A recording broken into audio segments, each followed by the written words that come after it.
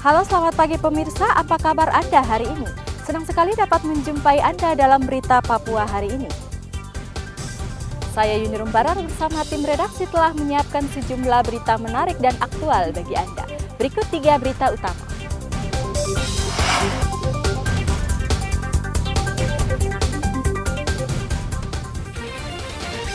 Seorang remaja dianiaya sekelompok orang di Jalan Elang, Timika.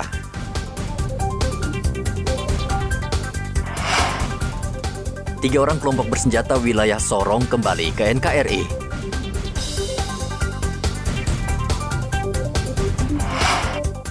Dalam sepekan, harga ayam potong di Merauke 2 kali naik.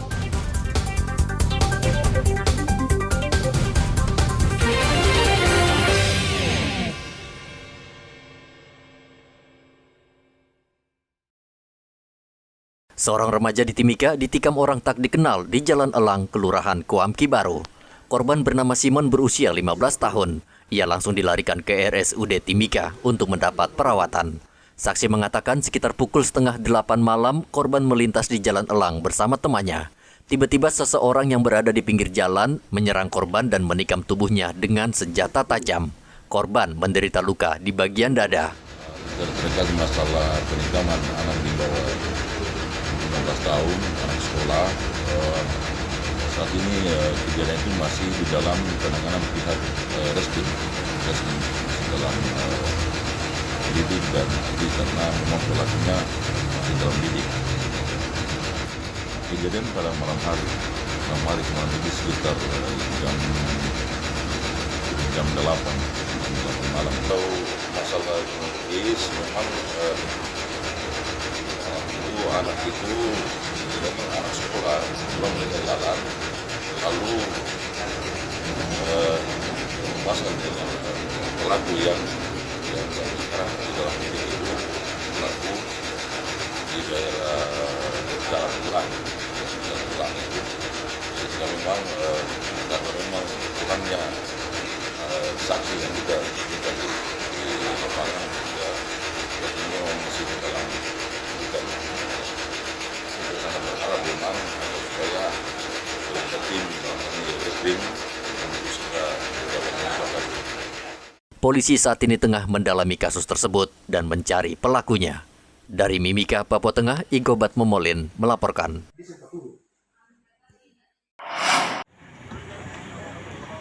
Untuk menekan angka kriminalitas di Timika, Papua Tengah, Polres Mimika menggelar razia senjata tajam di 2 lokasi. Razia digelar di Bundaran Moses Kilangin dan Jalan Budi Utomo. Dalam razia tersebut, polisi menyita beberapa senjata tajam dan minuman keras. Senjata tajam dan minuman keras disita dari pengendara yang sedang melintas. Senjata tajam yang disita berupa parang, sangkur, dan pisau.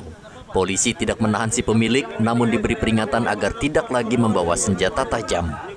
Terkait dengan semakin maraknya laporan masyarakat terkait dengan ada kelompok-kelompok masyarakat yang terkadang tidak dikenal yang membawa alat-alat tajam pada malam hari, sehingga kita melakukan kegiatan sweeping untuk menekan ataupun mengurangi kegiatan-kegiatan masyarakat terutama di malam hari. Untuk ini sudah berjalan kurang lebih sekitar 4 hari kegiatan ini terus kita akan melakukan. Memang ada beberapa yang kita temukan masyarakat yang masih membawa alat tajam. Ada teguran, ada yang kita masuk dengan undang-undang darurat sehingga diproses di Reskrim. Razia ini akan berlangsung selama 14 hari ke depan yang bertujuan menekan angka kriminal, terutama pada malam hari. Dari Mimika, Papua Tengah, Igobat Momolin melaporkan.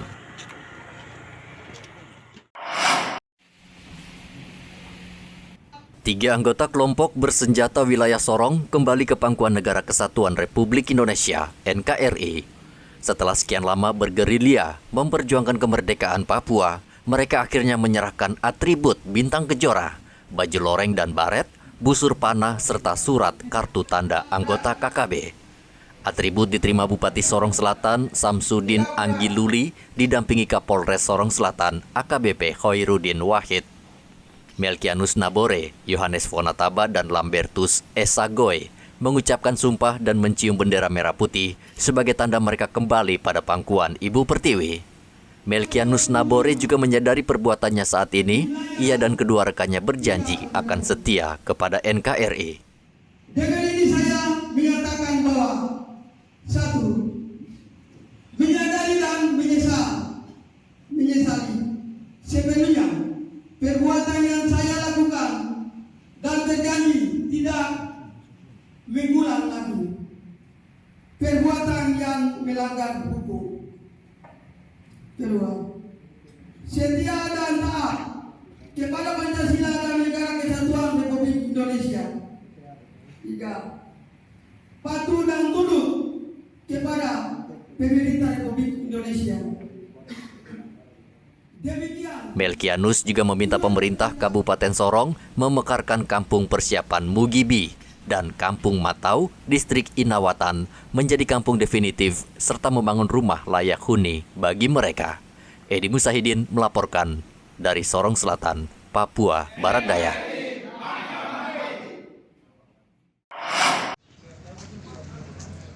Kaburnya seorang tahanan kasus pencurian sepeda motor telah mencoreng Polres Merauke.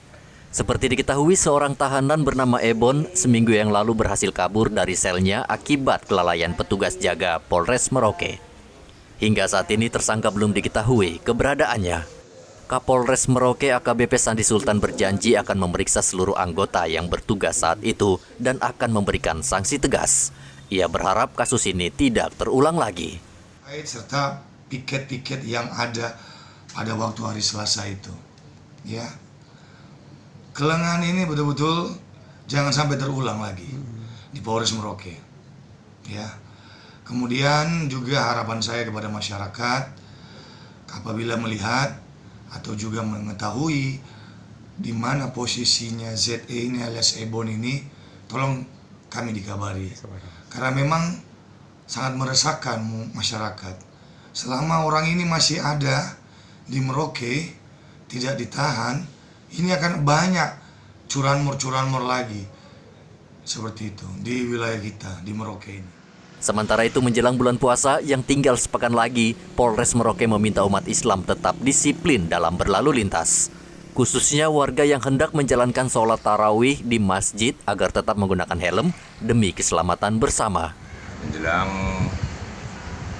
Ramadan tahun ini diharapkan dalam beraktivitas dari rumah ke masjid dan sebaliknya, atau dari rumah ke pertokoan atau ke kantor, diharapkan senantiasa menggunakan helm, ya, terutama aktivitas ke masjid, karena selama ini kebanyakan sebagian ada yang menggunakan, sebagian ada yang tidak menggunakan helm, karena demi keselamatan kalau songkok itu tidak menjamin. Namun lebih baiknya sesuai dengan aturan yang ada, bahwa memang berkendara itu wajib menggunakan helm, baik yang di depan atau pengendaranya ataupun yang bonceng. Mari kita sama-sama menjaga keselamatan berawal dari diri kita sendiri. Semoga dengan tertib berlalu lintas kita bisa menekan angka fatalitas kecelakaan. Selama bulan puasa, kegiatan di masyarakat cenderung meningkat. Selain beribadah, sebagian warga juga melakukan ngabuburit dan sebagian besar menggunakan sepeda motor.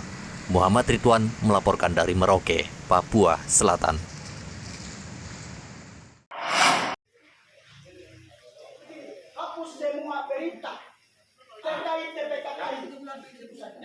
Sekelompok orang Selasa kemarin mendatangi kantor redaksi media online Teropong News di Jalan Kamundan, Kota Sorong, Provinsi Papua Barat Daya.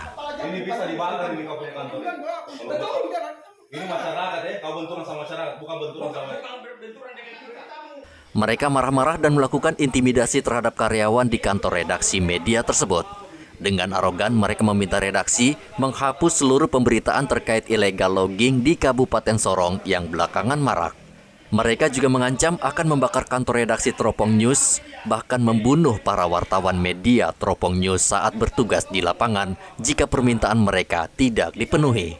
Belum diketahui dari mana kelompok ini berasal, namun mereka diduga merupakan orang suruhan para mafia illegal logging di Kabupaten Sorong yang menggunakan massa untuk mengintimidasi media pemberitaan.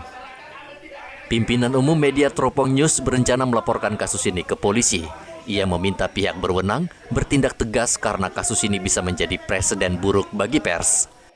Kami akan mengambil langkah-langkah hukum dengan membuat laporan polisi, agar semua pelaku yang terlibat secara langsung melakukan pengancaman maupun otak intelektual di belakangnya untuk diproses secara hukum. Ancaman yang dialami tadi itu sangat cukup mengkhawatirkan karena massa yang datang mengancam akan melakukan pembakaran dan melakukan pembunuhan apabila pihak Teropong News tidak menghapus semua pemberitaan-pemberitaan yang berkaitan dengan aktivitas TPK dan illegal logging di Kabupaten Sorong.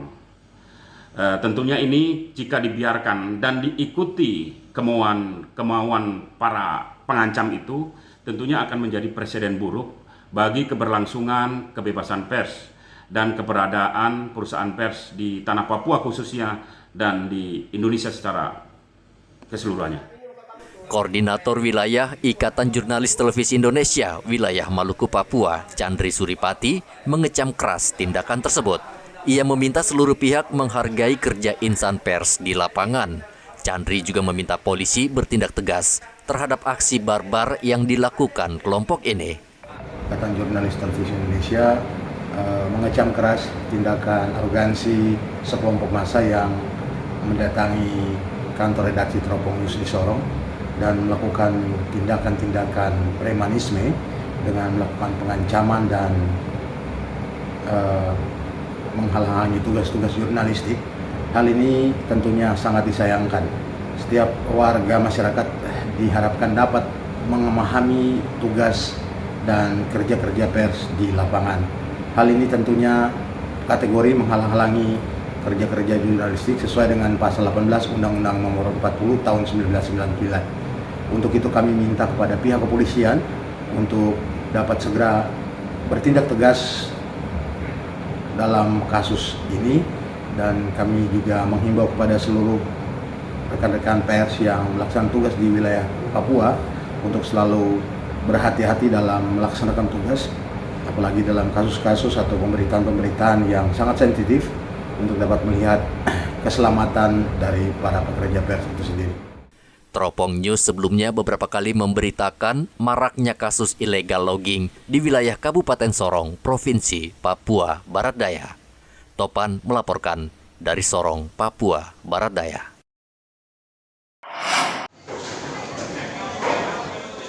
Sudah menjadi hal yang lumrah setiap menjelang bulan puasa, harga sejumlah kebutuhan pokok naik. Harga ayam potong misalnya dalam seminggu terakhir sudah 2 kali naik. Para pedagang ayam menyalahkan harga pakan ternak yang naik sehingga memicu kenaikan harga ayam potong. Saat ini ayam potong ukuran kecil dijual sekitar Rp50.000, naik dari Rp40.000.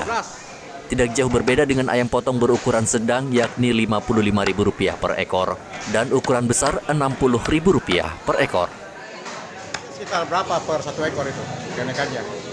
Kenaikannya berapa? 3.000-an 1 ekor? 3.000-an saja. Kalau makin dekat puasa ini naik lagi? Paling kadang normal juga itu. Banyak ya. Tentu ya. Para pedagang memperkirakan harga ayam potong ini akan terus naik menjelang Hari Raya Idul Fitri karena permintaan meningkat. Muhammad Ridwan melaporkan dari Merauke, Papua Selatan.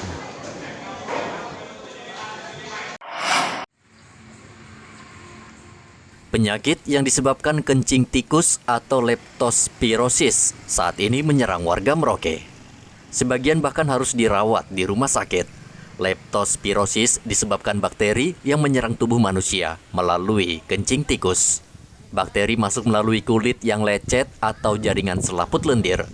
Biasanya kontak terjadi saat banjir atau di genangan air dan selokan. Kadinkes Merauke Nevil Muskita meminta warga mewaspadai penyebaran penyakit ini dengan mengolah makanan dengan baik dan menjaga pola hidup bersih. Menurut Neville, saat ini Dinas Kesehatan Merauke tengah mendata warga yang terjangkit leptospirosis. Sangat tergantung kepada higienis dan sanitasi lingkungan, pola hidup bersih sehat kita. Seperti saya sampaikan bahwa misalnya sumber-sumber air atau sumber makanan kita tercemar, itu akan menjadi potensi untuk penyebaran penyakit, termasuk juga penyakit yang bersumber dari kencing tikus atau mungkin sering kita dengar namanya leptospirosis. Ya, sehingga ya konsumsi air bersih, kalau air itu harus sudah dimasak dengan baik, ya. Kemudian mencegah untuk terjadinya pencemaran sumber air bersih masyarakat itu sangat penting. Di Merauke sudah ada laporan, Dok, yang belum ada ya? Belum ada laporan. Dok, kira-kira gejalanya seperti apa itu, Dok, kalau umpamanya dapat penyakit seperti itu? Kerusakan dalam sistem atau ada perubahan dalam sistem reproduksi, produksi urin biasanya. Jadi orang sering kencing-kencing jadi bisa dehidrasi, kemudian ada gangguan fungsi ginjal biasa. Nah, ini yang harus diperhatikan. Selain leptospirosis, wabah demam berdarah saat ini menyerang sejumlah anak di Kampung Kumbe. Dinas Kesehatan Merauke mencatat saat ini ada 5 orang anak yang harus dirawat di rumah sakit karena demam berdarah. Dinas Kesehatan saat ini tengah mendata kasus demam berdarah dan meminta warga membersihkan tempat tinggal serta menjaga pola hidup yang sehat. Muhammad Ridwan melaporkan dari Merauke, Papua Selatan.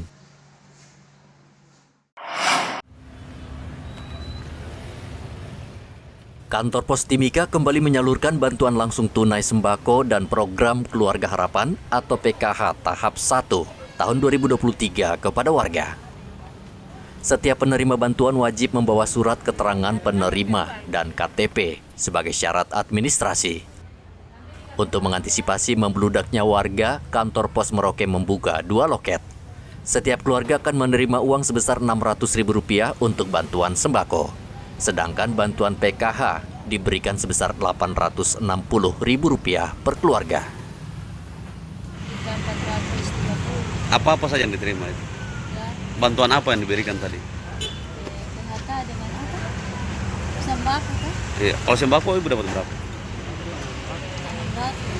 600. PKH-nya? Iya PKH-nya.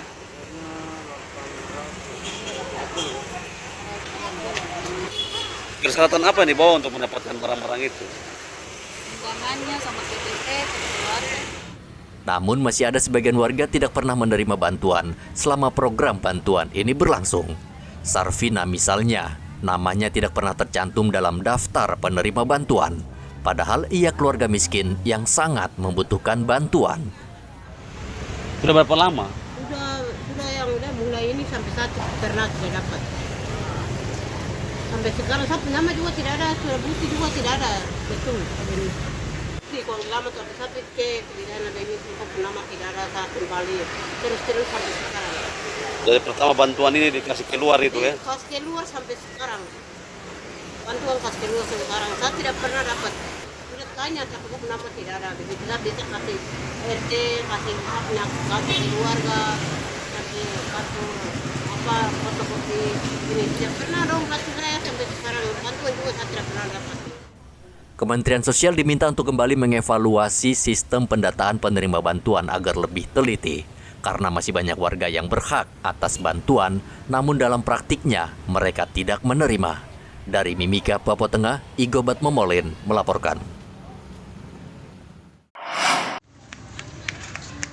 Sebanyak 123 calon jemaah haji asal Merauke yang akan menunaikan ibadah haji tahun ini harus merogoh saku lebih dalam karena ongkos naik haji sudah naik. Sesuai keputusan pemerintah, biaya haji Rp49,8 juta. Calon jemaah haji mengatakan siap menambah selisih biaya haji, namun masih menunggu regulasi resmi dari Kemenak. Jemaah baru, porsi baru, itu harus store kurang lebih, ya dipastikan 49 juta. Iya. Nah, tapi itu keputusan pertama yang belum menjadi keputusan pasti. Informasi bahwa sekarang lagi dalam penggodokan. Jadi mudah-mudahan nilainya tidak seperti itu. Tapi dilihat dari antusiasnya jamaah yang sekarang ini, yang sudah masuk dalam kuota Merauke yang kurang lebih 122 orang ini, ada 40 sekian yang masuk dalam kuota baru, posisi baru. Dan insya Allah kalau dilihat dari antusiasnya mereka yang 40 sekian orang ini, ya insya Allah tidak akan ada keberatan dari mereka. Artinya tetap menambah ya? Ya, sudah dipastikan mereka insya Allah kalau semua sekian 40 estimasi tambahan 9 juta, kemungkinan besar ya mereka akan menambah ya? Menambah. Yang seharusnya tahun 2020 sudah berangkat, namun karena memang kendala dari adanya COVID yang muncul saat itu sehingga tertunda, sudah tahun ketiga sekarang ini. Namun tahun ini insya Allah sudah ada pemberitahuan dari Depak tentang akan keberangkatan jamaah sekitar 122 orang dari khususnya Kabupaten Merauke. Kemudian kami yang sudah lunas yang tahun 2020 ini belum tahu apakah ada penambahan untuk biaya keberangkatan atau tidak. Nah, tapi jelasnya ada informasi awal bahwa yang sudah lunas dan tunda kemungkinan besar sudah tidak ada penambahan biaya, tetapi yang belum lunas informasi bahwa akan ada penambahan. Namun besar penambahan itu kita belum tahu berapa jumlahnya. Namun hingga saat ini belum ada regulasi dari Kementerian Agama RI terkait hal biaya tersebut, sehingga calon jemaah haji belum membayar biaya tambahan. Muhammad Ridwan melaporkan dari Merauke, Papua Selatan. Informasi tadi sekaligus menutup jumpa kita dalam berita Papua hari ini. Akhir kata saya Yunirum Barar bersama tim redaksi yang bertugas mengucapkan terima kasih atas perhatian Anda. Selamat pagi Wanyambe.